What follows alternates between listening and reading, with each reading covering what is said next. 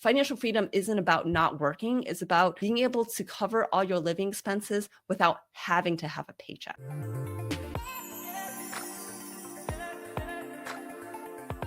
Hello, everyone. This is Dr. Nita Luanga. I have my friend here, Dr. Elisa Chiang, who's an oculoplastic surgeon. She talks to physicians about managing their money, and she's going to share a few tips with us. In addition to that, I'm going to get her to talk a little bit about oculoplastic surgery because I don't know too many oculoplastic surgeons, and I'm sure you guys haven't heard about them or haven't been exposed to them. You'd like to learn a little bit more about what oculoplastic surgeons do. Dr. Chiang, please tell us a little bit about yourself. Tell us about how you got into medicine and how you chose your specialty. So, how did I get into medicine? Honestly, medicine was almost a second choice. I went to Caltech for undergrad and I did engineering and neuroscience. And originally, I actually interviewed for consulting positions and like financial, not necessarily finance, but really consulting positions. But I graduated just after the tech bubble went bust. And so the year before me, the people who graduated were getting all types of $90,000 a year, like nearly six figures. Some of them were breaking six figures in the tech field. And my year, people were getting like half that. Like I remember I got an engineering job for $50,000 a year. And I just wondered about the stability of that career. And my parents are born in China, raised in Taiwan, came to the United States. So I'm a Chinese American born in the United States. And I guess typically to stereotyped Asian moms,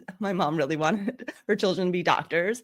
And I had taken pre-med classes during undergrad, but I looked at medicine as really a way where there was more stability in the career, much to our surprise now, because there's not much stability in the career of medicine compared to what it was in the 1990s. But yeah, that's how I decided on medicine. And then in terms of ophthalmology and oculoplastics, I really just like fine, meticulous surgery and also the chance to be able to still interact with patients. And so that's what drew me to that field. Wow, your journey is so interesting. I didn't realize that you were an engineer before all of this. That is very fascinating. Do you think your background in engineering influenced your choice in the subspecialty? I don't necessarily think so. I will say that when I was in high school biology, we did a lot of dissections and we had the opportunity to do extra credit dissections, and I did all the dissections. So I don't know if that spelled out my being a surgeon in the future, but I don't think anything part of engineering necessarily drew me to ophthalmology or oculoplastics. So I did an MD PhD and I have a PhD in neuroscience. And when you look at MD PhDs with a PhD in neuroscience, you would think a lot of them go into neurology, and quite a few do, but there are also quite a few that go into ophthalmology. About 50% of neuroscience research is in the field of vision, or at least that was the case when I was doing my PhD. So there could be some of that. So, for our audience that has not heard of an oculoplastic surgeon, tell us about what oculoplastic surgeons do and what are some of the common medical conditions that they treat and or manage. Yeah, so oculoplastics is a fellowship after ophthalmology.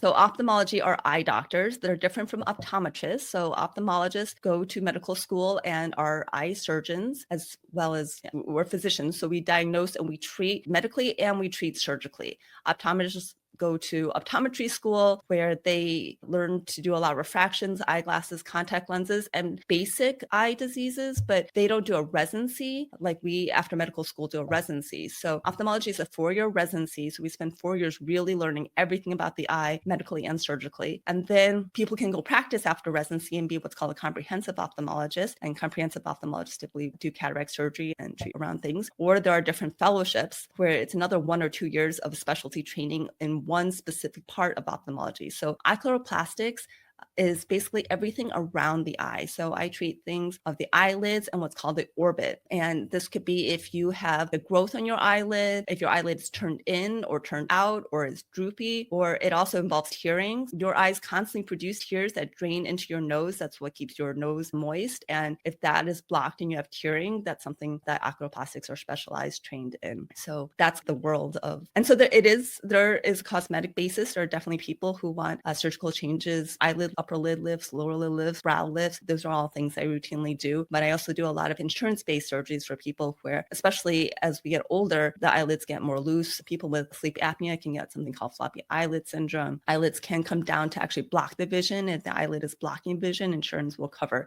the insurance to lift the eyelid. Wow, that is fascinating. I had no idea. I need to spend a little bit more time learning about what oculoplastic surgeons do and sleep apnea and droopy eyes. That's very interesting.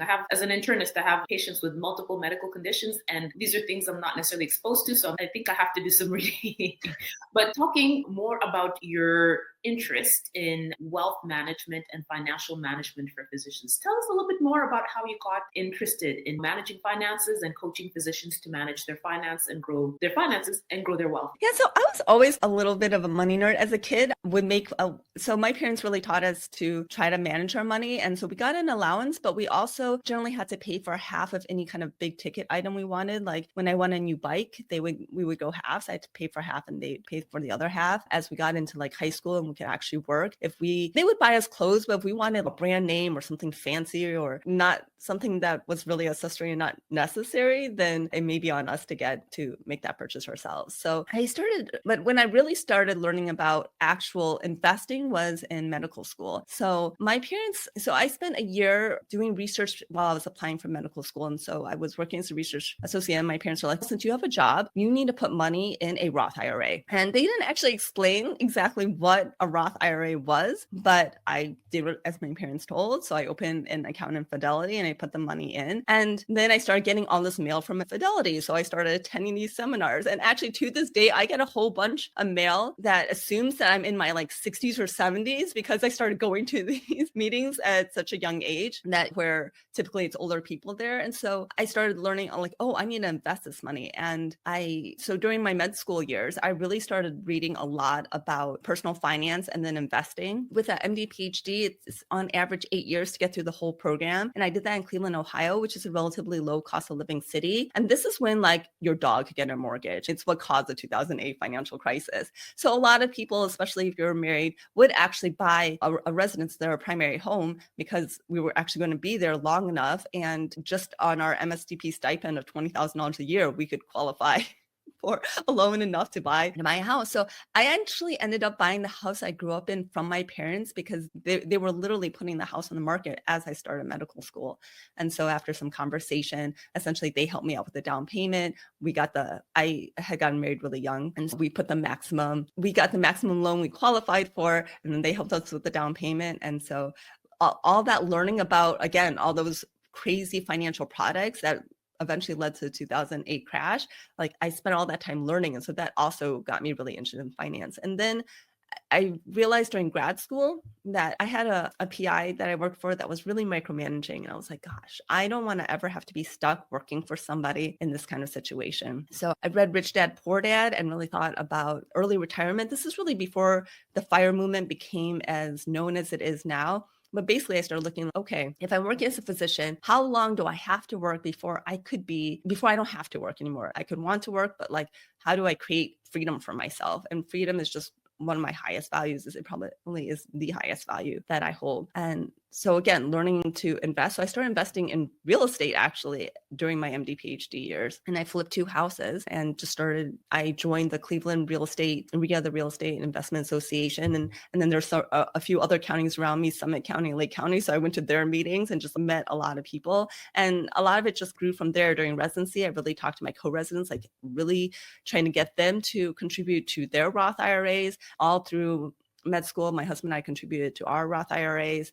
And we really just started building our net worth from a young age. You're so fortunate your parents advised you so well. Even at that gap year, you're doing your research. Most of us would be like, oh, this is my time if you have a little bit of money to enjoy and try travel. But I think your parents set an amazing foundation for you. Like, I really applaud them for doing that. I can also relate to some extent. Like, my dad would always tell me, I took a loan out for the med school portion. And he'd be like, don't take out more of the loan than you need to take out. Don't live above your means, even though as a student taking out a loan, that your means are not that great. But still, I really applaud you. And even for going through with med school and residency, still, in addition to all the information we have to learn, you're building your financial literacy. That is incredible. So if we start with our first audience, maybe the med students, what are some pointers or some tips you might give to a med student who's trying to figure out, what am I going to do with my finances? I have this big loan. Just any general advice that you'd give them. Yeah, so I think the advice that your father gave is great. Don't take out more than you need and really figure out how you can live well with less, but still live well. So during medical school, like travel is my biggest passion. And I still traveled during medical school. I went to Ecuador and visited my friend who was living there,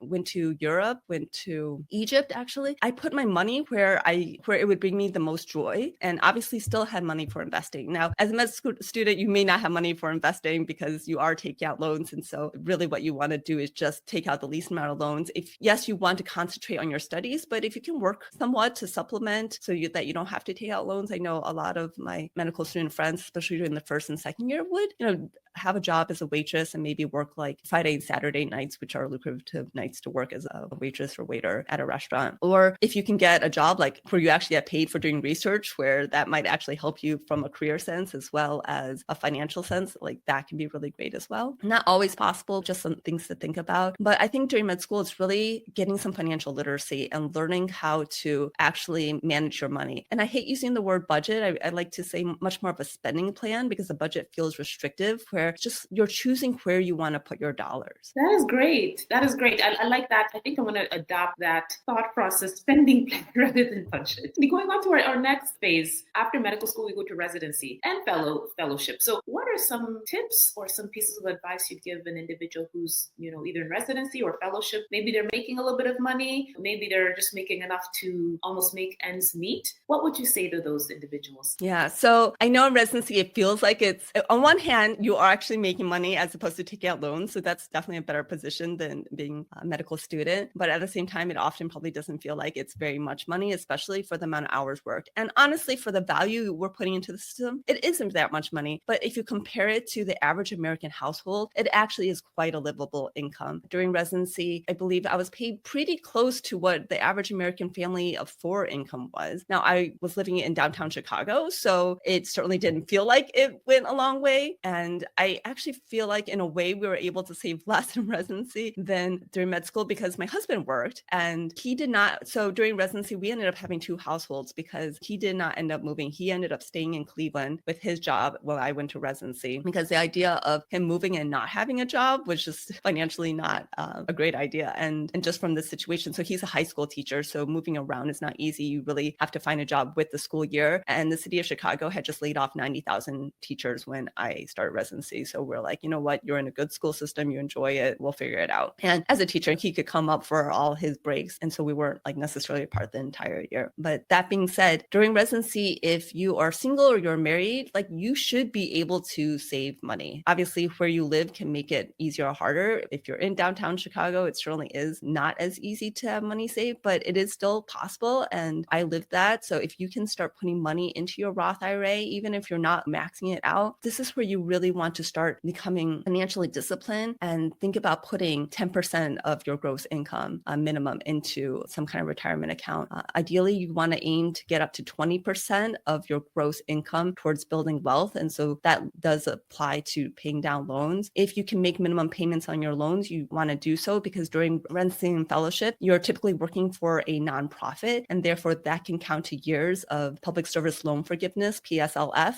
And that's also the way it works is your payments are based on your income. So your income is going to be a lot less when you're in training than when you're done with training. And so those will be the smallest payments that you make as well. And you need to make 10 years of payments. They don't have to be consecutive payments, but especially if you're doing a long training program, like for me, my training was 6 years, 4 years of residency, 2 years of fellowship. Then you only have to work 4 more years when you're intending to have all your loans forgiven. If you have multiple 6-figure loans, then that is definitely something you want to consider. Even if your end goal is to go to private practice, if you're doing 7 or so 8 years of training, like certainly at that point, you really want to consider PSLF. So making those loan payments. And for people who were in training during the pandemic years, they really got a boost because they didn't actually, like payments were all halted, but they still got counted for all that time. So I know payments are restarted, but go ahead and make those minimum payments. Don't go into forbearance, don't defer. Now, understand if you have children, this can be, of course, a lot more difficult to make the money cover everything when you're in training, but whatever you can do, I do believe that they count how how much you need to pay on your family size as well. That is great. And I can totally relate to what you said about living in Chicago. I also did my residency in Chicago, and I remember being amazed. I have this paycheck, but half of it is going to pay for my studio apartment because I chose to live in a maybe too expensive neighborhood. But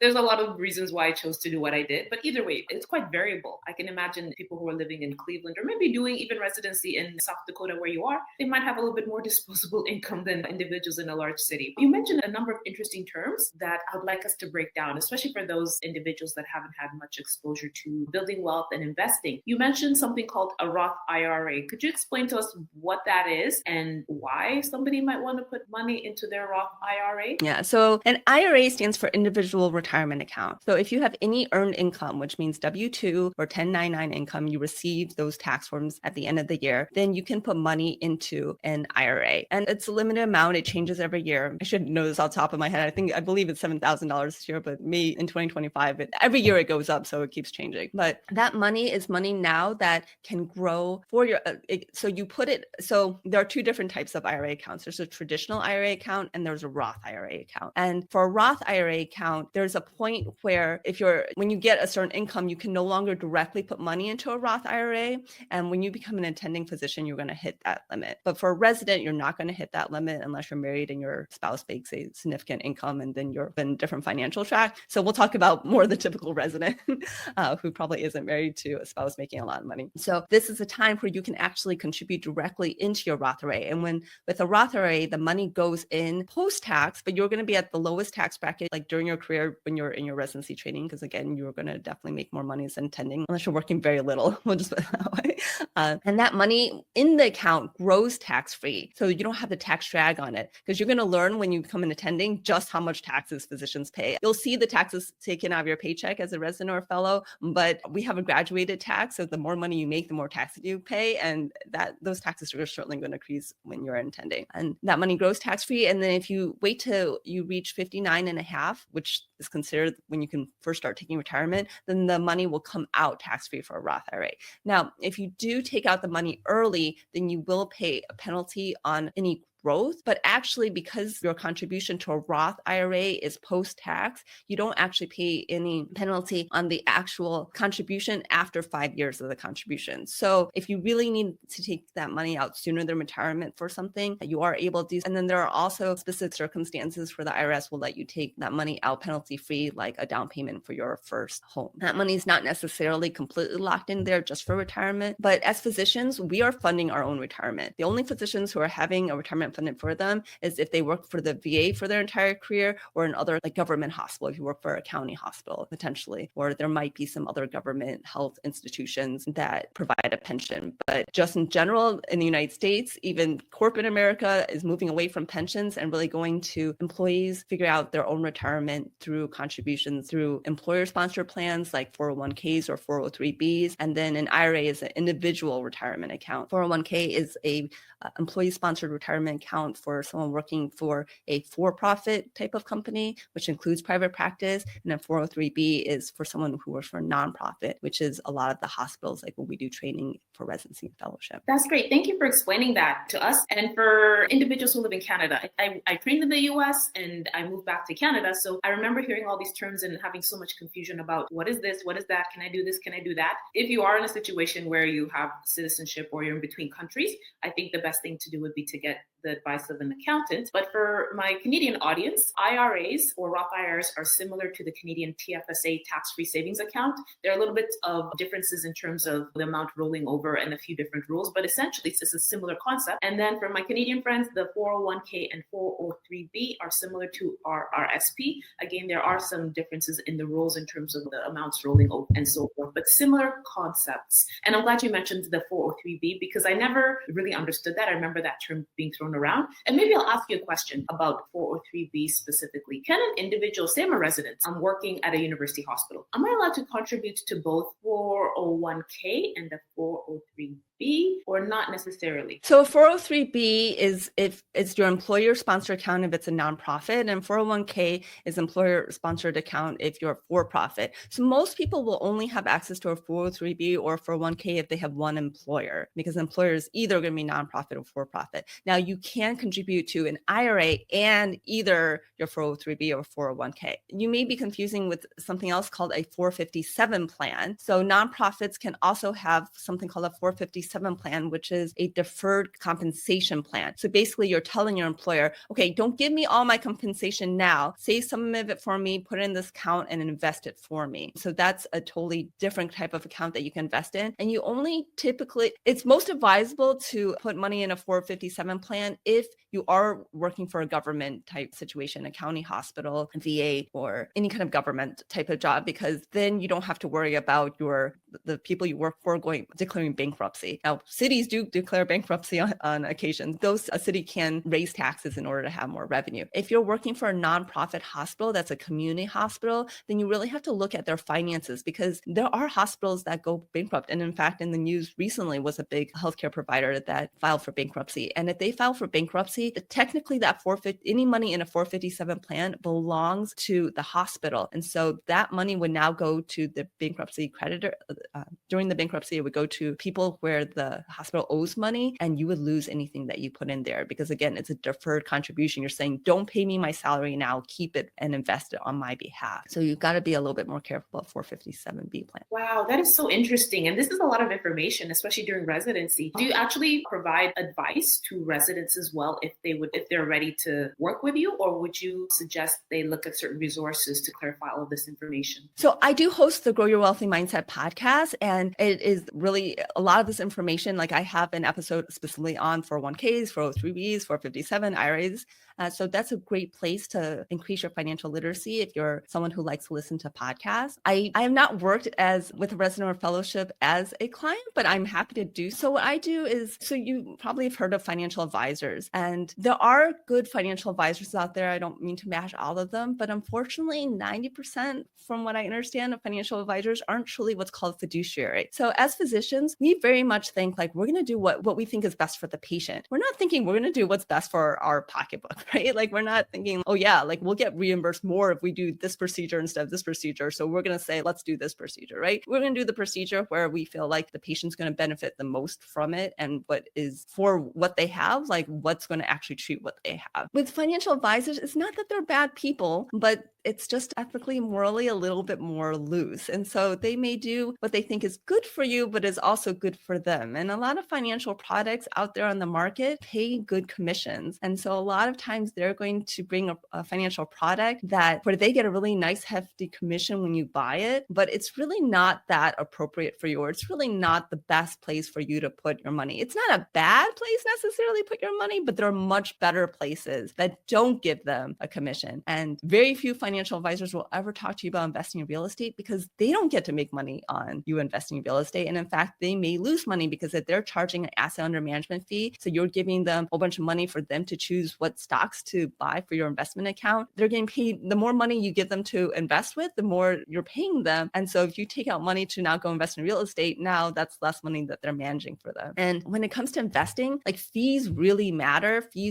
That's coming off your return. And when you pay a financial advisor to invest your money, they charge you even when you're losing money. Like they don't just take a percentage of your gains or profits, they take a percentage of all the money. So I, as a money coach, really help. So I'm there to help you be empowered to manage the money yourself, because we're smart people as physicians, right? Like financial planning is not rocket science. And even if it's rocket science, like we could do rocket science, right? Like we are that smart. So it's really not that hard to learn how to manage our own personal finances, but it is always easier to learn when you have mentors and teachers and coaches. And so as a coach, I help you take the learning that you've taken from books and podcasts and put it into action. And a lot of it often is a little bit the mindset. There's a little bit of handholding going on, the security of, am I doing it right? And so that's something I can really help with as well. So once we finish residency and fellowship, a lot of us, of course, go on to our career. What are some of the common financial challenges you find early career physicians face? And what is some advice you might give an early career physician? Yeah, so I think most early career physicians, when they think about how much they're going to make, they're really excited. And then they get their first paycheck and they see how much is taken out of taxes, and there's a little less excitement with each paycheck. And we do, during our training, so much delay of gratification that now that we're making money, we want all those nice things that we haven't been having. And there is that perception of, right, the doctor house, the doctor car. I don't want to drive a beat up car anymore. I want to have a Mercedes or Audi or a Tesla. I don't want to live in a small apartment anymore. I want to have that house with granite countertops and wood floors and tile bathrooms and whatever it is that you want to have. And I get it, because I certainly wanted to have that nice house as well. And in fact, I bought the house I grew up in. So I lived in quite a nice house in a nice upper middle class neighborhood, even during my training, though of course that was with the generous help of my parents as well. I think what's really important is to understand that most physicians will leave their first job out of training, and you don't want to buy a house until you know you're going to stay there, because it's very cheap to get into a house in terms of, yes, you need a down payment, but with a physician loan, you can even get away with no down payment. A lot of the closing costs can be paid by the seller. The broker fees are typically paid by the seller. Now, there's been some changes in that with recent real estate laws, but a lot of sellers are still paying the buyer's realtor fees. And so if you buy a house and your job doesn't work out 2 or 3 years later, and you're moving to go to another job and you're now selling this house, you may actually need to bring money to the table in order to sell it, because chances that the house is appreciated enough to cover all the cost of selling is actually really low if you're selling in a 2-3 year period. It usually takes at least 5 years. And of course, hotter markets may be okay, but you don't want to depend on like living in a hot market and your home appreciating enough to cover all the sales costs. So typically selling your home is going to cost about 10% of the value of your home when you look at realtors' fees, brokers' fees, and then things that you may potentially have to fix or touch up or make look nicer in order to sell. And so that's one thing I really advise people to straight out training is rent until you know that you're in a situation where like you will be living in that community and you know what you want. And even if you can qualify for a no down payment physician loan, consider having some kind of down payment so you have some equity, or at least you have money set aside to fix some things when you do buy that first property. Because when you own a home, there's a lot of maintenance now that you don't have to worry about when you're renting. If that furnace dies, like you are fixing that furnace or getting a new furnace. If that roof starts to leak, you may need to put a new roof on that you didn't expect, and that can be quite an expense. So you really want to be in a financial situation where you understand all the cost of home ownership, as well as you're in a position where that your home ownership isn't trapping you financially anyway. Because I definitely do know physicians who they purchased a home straight out of training. They ended up leaving the job 2 years later, and they had as much as a $50,000 dollar loan that they had to take out in order to sell that property. And as an attending, maybe you'll feel like, okay, I make enough money, it'll be fine. And you could be fine, but it can be a financial setback that you just don't need, especially because as a new attending, you still have your physician loans if you're one of the many physicians who do have loans and also just, again, not growing into your income like right away. So yes, take a nice vacation for yourself, spend some money on yourself, but start to do it incrementally, because as you spend more on going out to eat, on groceries, on just everyday buying life, you get used to that level of consumption. It becomes much harder to cut back. And if you can slow down how much you increase that level of consumption, then you'll actually be able to enjoy more things over time, because you'll still be living into having more and not just adapting to a sudden jump in what you're spending on. That is great advice. And I think this is definitely stuff we don't talk about during residency or even medical school. So that is incredible advice. The other conundrum I remember having, and still to some extent, is savings versus paying off your loans. A lot of us end up with loans that balloon to be quite large numbers, and especially with interest rates, the numbers can continue to balloon. So how would you advise an early career physician to make the decision about how much to invest versus how much to save, or should they just pay off their loans as quickly as possible? What do you think about that? Yeah, so I think it's really important to decide on how you're going to attack your student loans. We talked about PSLF earlier. So I think when you're a new attending, even before you actually take your first job, you really want to decide, am I going to go for PSLF, public service loan forgiveness, or am I going to pay off my loans? You can hedge your bets. So if you end up working for a nonprofit, certainly consider going for PSLF. But if you do decide to take your first job with a for-profit or private practice job, but you think, I don't want to completely cut off the idea of doing PSLF, then you could do that. So if you're definitely going for PSLF, if you have like multiple six figures in loans and you're going to a relatively lower paying specialty like primary care, then PSLF may really be the way to go. And there are people out there who you can do a specific student loan consultation with so that they can go over like your options for PSLF. And those consultations are like $500. So well worth to do once you're finishing your training. But if you know you want to go into academics, or like I said, you have a really large loan amount compared to your earning potential as a physician, then really consider PSLF, at least until your loans are forgiven. Again, that's 10 years of payments. It doesn't have to be sequential. You can take a break over time and then you can get those loans forgiven. Hopefully with Donald Trump becoming president, we will not see PSLF go away. But during the Biden era, I do know many physicians, and I've even coached physicians to get their loans forgiven. So it really is a real thing. A lot of physicians do get their loans forgiven. Now, if you decide there's no way that you are working for any nonprofit, and it doesn't have to be a hospital, there are nonprofit community organizations. But if you, for example, were always going to go into practice with your father or mother or a family business and it's a private practice, or you're going back to your hometown and you've already secured kind of your dream job with the private practice there and you're staying in private practice, then if you're ready to decide that I'm never going to try for PSLF, then you probably want to refinance your loans to the lowest interest rate possible and then start really aggressively paying them down. Now, when it comes to how much money to put towards paying down your loans versus investing, if your loans are above 8% interest, then you probably want to just concentrate on paying down your loans. You should be able to refinance your loans to less than that. I don't know many people who have so some private loans may be up there, but your kind of government loans should definitely be below 8%. So if you're down now to like government loans are less than 8%, at that point, you do want to look at both investing for retirement and building your wealth, as well as paying down your loans. And it is going to depend on what kind of income you're bringing in and what kind of loans, what proportion that's going to be, but as well as the interest rates. And that's something, as if I were your coach, I could coach you through that information. But since we're talking to a broad audience, I don't want to go through every single type of situation. But typically you want to, if you can, as an attending, really earmark at least 20% of your gross income. So before taxes are taken out. So if you have a salary of $200,000 a year, we're talking $40,000 a year that you want to put towards what I call growing your wealth. So that $40,000 can go towards paying down your student loans or could go towards investing. That is amazing advice. I wish I had found you sooner. When I was a new attending, there was a lot of confusion, and especially between the pandemic and interest rates being frozen. It was a very interesting time. And speaking of having you as a coach, you've given us so much information, and I myself also have so many more questions, and I definitely have to have you back. But for individuals who want to connect with you, get more information and have you as a coach, or even listen to your podcast, where can we find you? So my website is www.growyourwealthymindset.com. And if you are interested in working with me as a coach, right on that first screen, you can click to schedule a meeting with me and we could talk about what it's like to work together. No pressure, free session. I really do this as a passion project. I do still work as a physician. If you're not necessarily ready to meet, certainly you could still go to the website. I do have a financial freedom workbook that you can work to start gauging your spending plan and figuring out what you need to put aside and how you want to invest it in order to get to financial freedom. And as a side, that's something I really want to talk to you about, is like a lot of times younger people think, oh, retirement's so far away.